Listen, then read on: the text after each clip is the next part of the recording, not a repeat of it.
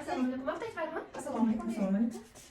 Nima xizmat? Men sizga yordam so'rab keldim. Sizlarni hamma narsa maqtashda, Instagramda ham hamma yoqda ko'raman. O'zimning problem bor lekin qo'rquv bor. Men ushtash uradi, haydolmaysan, xatolarni ko'rib shunga sizdan yordam so'ragan keldim. Muammosiz, hozirgi kunda ko'p ayollarimiz pravasi bo'la turib, lekin rosa qo'rqib mashina haydolmayotganini, Toshkentni ko'ryapsiz, yo'llarini juda ham qiyin harakatlanish. Bizda ham o'qish bor, ham instruktor xizmati bor, ham ekspress tayyorlov kurslarimiz bor, ham imtihonga tayyorlash amaliy kurslarimiz bor.